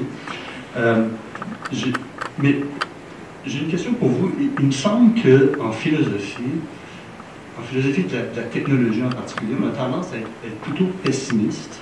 Hein, c'est de bon ton, hein, à la Heidegger, à la Luc, et ainsi de suite. Et on est pessimiste normalement parce qu'on focalise sur les pertes qu'engendre la technologie plutôt que les gains. Hein, donc, si on revient à l'exemple de Tot, hein, l'écriture comme technologie engendre une perte dans la mesure où on n'utilise plus la mémoire, et ainsi de suite. Mais on ne parle pas des gains. Hein.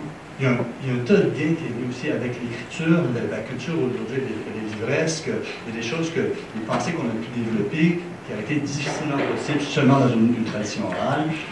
Si on prend un exemple plus moderne, la calculatrice, quand on était plus jeune, donc dans ma génération, on nous interdisait d'utiliser la calculatrice parce qu'il fallait utiliser notre propre faculté de calcul mental. Mais aujourd'hui, on va insister davantage sur le fait de résoudre des problèmes concrets, nous, on va faire nos calculs, mais on ne passe pas notre temps à ce premier niveau, on en vient à des niveaux supérieurs qui nous amènent à un autre palier. Donc, moi, la question que je me posais, c'est quel est ce nouveau palier auquel on peut accéder grâce à l'IA? Et donc, ça nous éviterait de poser la question de façon purement pessimiste, et de voir ce que ça nous ouvre comme possibilité. Donc, je veux savoir si tu avais une vue justement sur ce nouveau palier, ce premier niveau. Merci beaucoup pour cette question vraiment difficile. Je ne vais pas vous prendre 45 minutes encore. Alors d'abord, comme tu le sais, tu as travaillé sur Heidegger, un disciple de l'école de Francfort. Même chez Heidegger, le pessimisme s'accompagne de cette idée que nous sommes ouverts au monde par la technique. C'est un horizon indépassable. Elle est même transformatrice de notre rationalité. Elle nous dévoile la structure de l'être. Alors là, on ne va pas rentrer dans des complications, mais je vais le faire très simplement. On va le faire très très simplement. La structure atomique. Personne n'était capable dans l'Antiquité de savoir à quoi ça ressemblait, si même ça existait. Attention, le mot atome chez les philosophes antiques n'avait rien à voir avec l'atome des physiciens. Il a fallu, comme le dit Heidegger, provoquer la nature. Comment on provoque la nature? On la provoque grâce à la technique. Et on révèle des structures. Des structures qui ne sont pas les structures simplement de la réalité, mais des structures qui correspondent aussi à l'état de nos connaissances. Donc on progresse dans les connaissances à mesure que l'on provoque la nature par la technique, des techniques qui sont elles-mêmes améliorées par nos connaissances. Donc ça c'est le premier point. Je pense qu'ils peuvent se permettre d'être pessimistes on peut se permettre d'être pessimiste quand on accepte qu'on est de toute façon destiné à l'horizon technique. Ça c'est la première chose. Deuxième chose, évidemment qu'il y a des gains. J'ai commencé, heureusement que je l'ai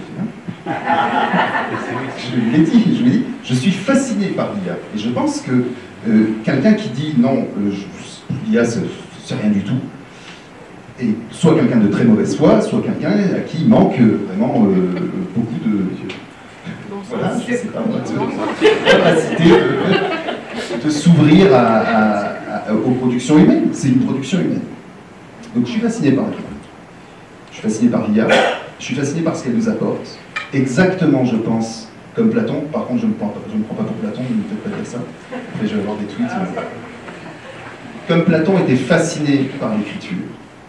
Si Platon n'avait pas été fasciné par l'écriture, et s'il avait pensé que ces textes pouvaient se transmettre comme les premiers textes d'Homère, il n'aurait pas écrit ce texte-là. Les gains, c'est la remémoration toujours disponible.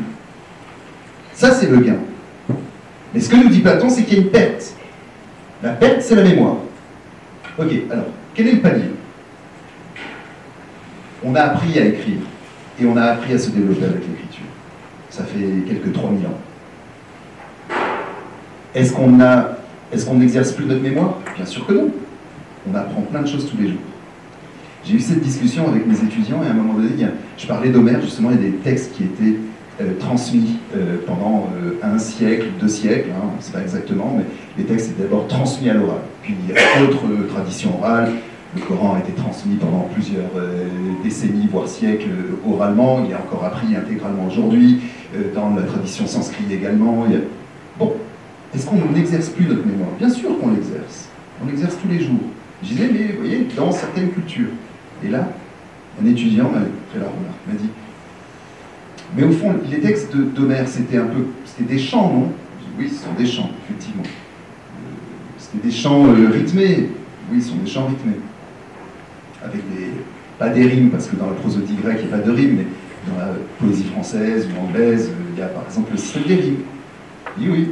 Il dit, mais alors c'est un peu pareil quand on apprend des dizaines de chansons qu'on entend à la radio, sur YouTube ou ailleurs. J'ai dit oui, c'est vrai, c'est un peu pareil en fait, c'est un peu pareil. Ça veut dire quoi? On n'a jamais abandonné l'exercice de la mémoire.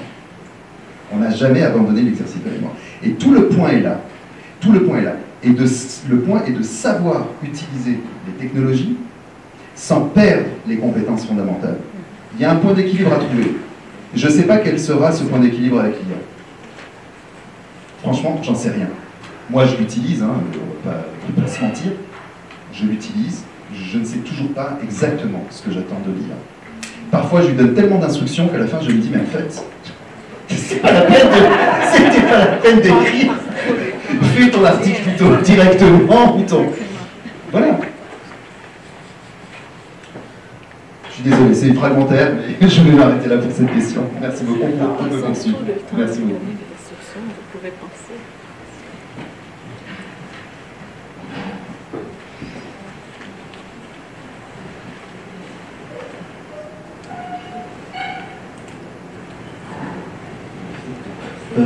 Merci beaucoup pour votre conférence, c'est vraiment très intéressant et ça ouvre plein de réflexions.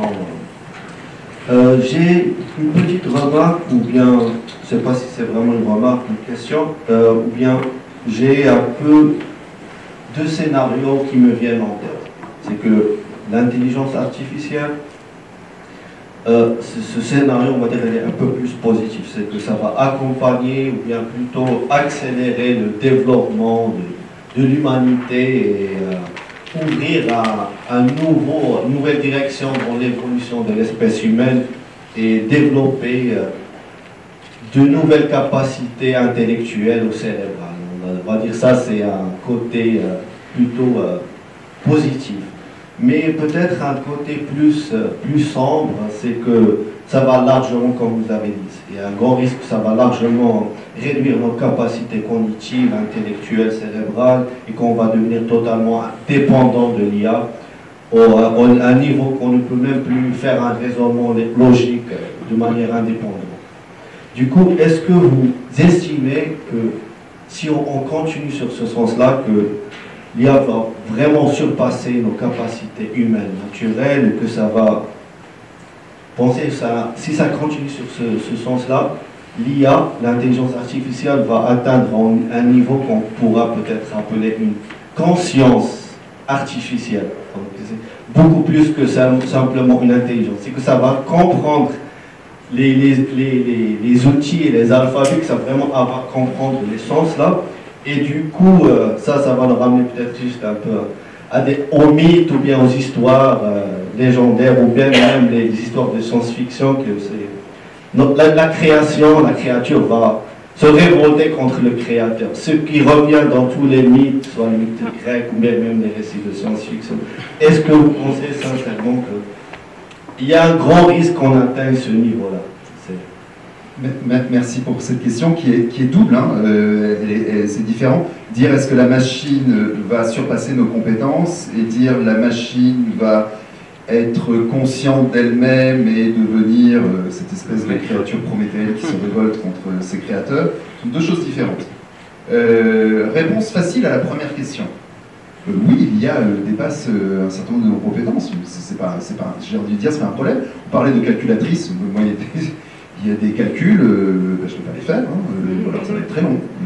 Donc oui, l'IA dépasse nos compétences. Comme d'ailleurs les voitures, les automobiles vont plus vite que les êtres humains. Et les avions peuvent voler, les êtres humains peuvent pas le faire, etc. etc. Je veux dire, nous créons sans cesse des techniques qui surpassent évidemment nos capacités. C'est même tout le sens de la technique. Donc l'IA fait mieux que nous. Très bien. Mais une fois qu'on a dit ça, on n'a pas dit grand-chose. La question, c'est comment on utilise l'IA pour faire du sens dans notre existence. Hein? Quel est le sens que produit l'IA dans l'usage qu'on en fait? Alors je vais prendre un exemple. Je vais prendre l'exemple des échecs. Parce que maintenant, on a un certain recul sur la pratique des échecs et c'est assez intéressant en fait de voir ce que ça a produit. Au départ, vous avez, je vais essayer de faire court, 1770, il y a le fameux automate de von Kepelen qui est censé battre les êtres humains. Bon, on s'aperçoit assez rapidement, il bat d'ailleurs Napoléon, c'était la référence implicite, on s'aperçoit que c'est une supercherie, en fait c'était un être humain qui était à l'intérieur. Puis au XXe siècle, on arrive à faire des programmes d'échecs qui deviennent de plus en plus performants. Moi quand j'étais enfant, j'avais un petit échiquier là où on a fait les pièces, on les bougeait sur l'échiquier, puis il y avait tout un système de coordonnées. Bon. Et puis finalement, 96 je crois, c'est 1996, Kasparov est battu par le premier programme, le vrai premier programme d'intelligence artificielle, qui n'est pas du deep learning par ailleurs, hein, c'est des arbres de décision, avec des capacités de calcul extraordinaires. Et puis on est arrivé à des 4 millions de coups par seconde, enfin, bref. Les êtres humains, ils sont un peu frustrés. Hein. Vous vous souvenez de la réaction au moment de la défaite de Kasparov. Kasparov est énervé. Moi, je joue aux échecs, je me dis, mais à quoi bon jouer aux échecs? Ça ne sert plus à rien, en fait, c'est fini. C'est fini, ça sert à quoi? Puis on a quand même continué, parce qu'il faut bien passer le temps. Puis un jour, ils inventent AlphaZero. Puis AlphaZero, il n'y a rien à faire. Hein. Aucun être humain n'est capable de le battre. Mais non seulement pas les êtres humains, mais même les autres programmes d'échecs, même les plus élaborés. Bon. Qu'est-ce qui s'est passé pour les êtres humains pendant cette séquence-là? J'ai dit colère, frustration. Et puis ensuite, on est passé à autre chose. On va apprendre avec la machine. On va changer une manière de faire. Il y avait des manières de concevoir les stratégies qui en fait ne fonctionnaient pas dès le départ. On s'entraîne avec la machine, et si vous connaissez le jeu d'échecs, vous pouvez le faire avec d'autres jeux. Puis à un moment donné, en fait, la façon de jouer change. La façon de jouer change. Si vous prenez les jeux d'échecs des années 60 et les grands maîtres d'aujourd'hui, ils ne raisonnent pas de la même manière. Puis aujourd'hui, on est passé encore à un autre niveau.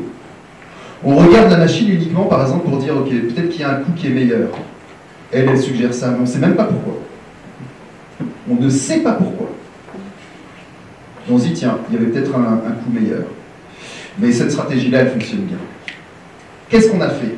On a rendu, après la période de détresse morale, laissée dans notre orgueil, on en a fait un jeu proprement humain. On en a refait un jeu proprement humain. En fait, c'est ça. C'est cette séquence-là qui va se reproduire à peu près avec toutes les autres IA. Là, j'ai parlé de l'IA générative. Hein. L'IA des échecs, c'est pas de l'IA générative au sens... c'est pas linguistique, ça produit pas... Bon, ça c'est une première réponse. Alors la deuxième réponse, alors là je vais pas m'embarquer là-dedans, à savoir est-ce qu'il y aura une singularité et l'IA va devenir consciente d'elle-même, et l'IA va se révolter contre nous, et l'IA va finir par nous éteindre. Je vais dire la seule réponse sensée, je prends un risque en disant ça, la seule réponse sensée que beaucoup de collègues en informatique devraient avoir la modestie de soutenir, nous n'en savons rien. Dernière question.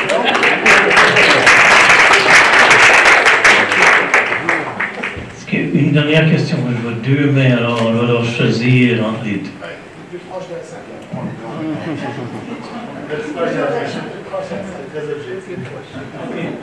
Merci beaucoup pour la présentation.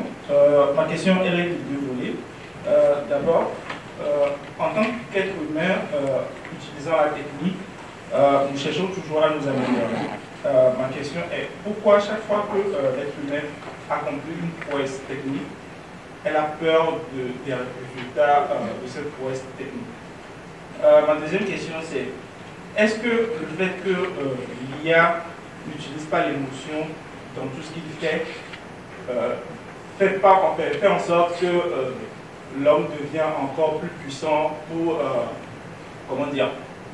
aller plus loin dans les recherches scientifiques et autres, parce que je sais que, on sait tous que l'émotion fait en sorte que tout ralentit à peu près, le fait d'intervenir, d'intégrer plutôt l'émotion dans nos réflexions fait en sorte qu'on va moins vite.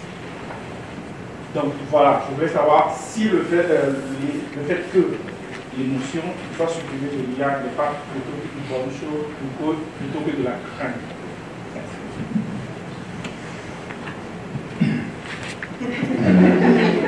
Première partie de la question, c'était pourquoi on craint les résultats des technologies en général et de l'IA en particulier.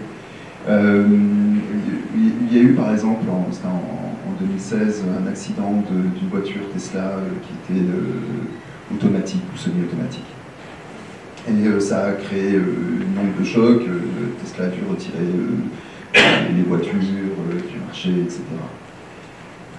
Puis si on y réfléchit, en fait on se dit oui mais s'il n'y avait plus que des voitures autonomes, en fait, il y avait un chiffre qui circulait, à savoir qu'on passerait, c'était d'1,2 million d'accidents à quelque chose comme 120 000 accidents, 125 000 accidents par an. Normalement, il n'y a pas à réfléchir longtemps. Hein. Il n'y a pas à réfléchir longtemps pour adopter les voitures autonomes. La raison pour laquelle on ne le fait pas, je crois que c'est une raison qui repose sur justement la compréhension de ce que c'est qu'une communauté humaine. Pour l'instant, on n'est pas prêt à ça. On est prêt à monter dans un ascenseur, hein, dont on ne sait pas s'il a été vérifié ou non. On a appris à mettre en place des systèmes de confiance. Et parfois, ça ne marche pas. Mais en gros, ça marche. Pour l'instant, avec l'IA générative ou avec les IA en général, on est encore réticent parce qu'on n'a pas encore mis en place tout le réseau de confiance. C'est-à-dire, pas seulement la fiabilité, c'est aussi la compréhension de l'outil. Qu'est-ce qu'il fait dans notre communauté? Qu'est-ce qu'il fait dans notre communauté? Ça, c'est la réponse à la première question. La réponse à la deuxième question, je fatigue moi aussi. Ah oui, c'est compliqué ça. On en parle à la pause. C'est compliqué parce que là, c'est vrai, il faut partir d'un autre point.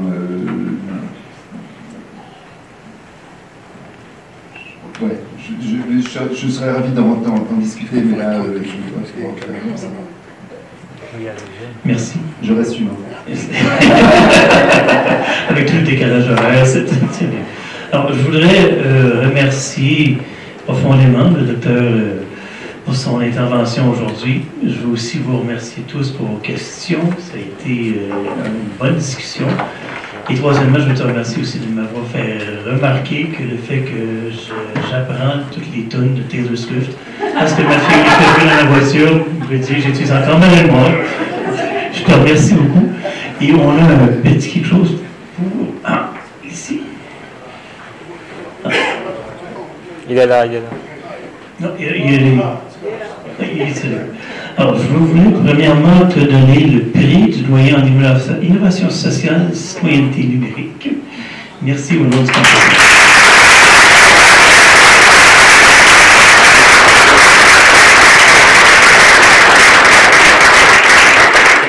C'est un privilège de t'avoir aujourd'hui. Merci beaucoup. Vous partez pas aimer, d'accord, venez au campus.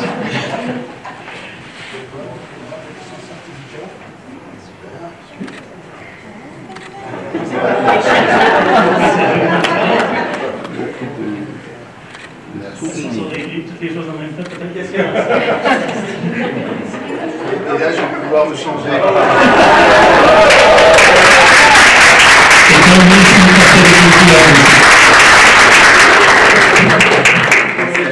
Merci infiniment. Et si je n'étais pas montréalais, je dirais Go Reynolds.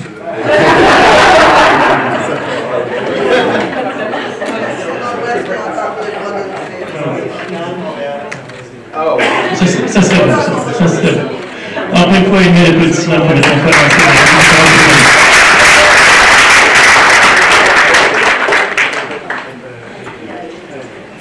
Merci encore à Marc-Antoine Diac. Une réflexion qui va nous inspirer et qui va... Voilà, parce qu'il n'y aura pas les mains vides.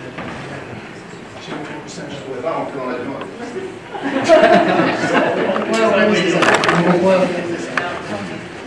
Un énorme merci à vous toutes et tous pour être présents avec nous aujourd'hui. Il y a une visite de réception pour vous, en guise de remerciement. Et puis on a une bonne journée qui s'annonce demain, avec le conférencière et conférenciers qui sont ici présents parmi nous. Les thématiques sont variées, couvrent une large gamme d'éléments extrêmement importants qui vont nourrir notre réflexion et nous aider à mieux comprendre le concept de l'IA responsable, dans plusieurs domaines. Alors je vous remercie encore, et puis j'ai bien hâte de vous revoir demain. On commence à 8h avec un petit déjeuner, et la première conférence par Maître Valentine Godard, et puis qui va être suivie par Joël Martineau. Il y aura un panel de leaders d'institutions francophones, qui va être suivi par une présentation de neuropsychologie et l'IA, qui va être en ligne, et puis une présentation sur la recherche et l'organisation des sciences de données par l'aide de l'IA. Après ça, Donald Persiel parlera des sciences humaines, il y aura un atelier. Daniel aussi va nous parler de l'IA responsable et comment on pourrait faire des choix qui impacteraient positivement l'IA, l'intelligence artificielle. Alors j'ai bien hâte de vous revoir demain, de bonne heure, pour toute la journée. Les repas seront servis sur place. Encore merci, passez une bonne soirée. Merci.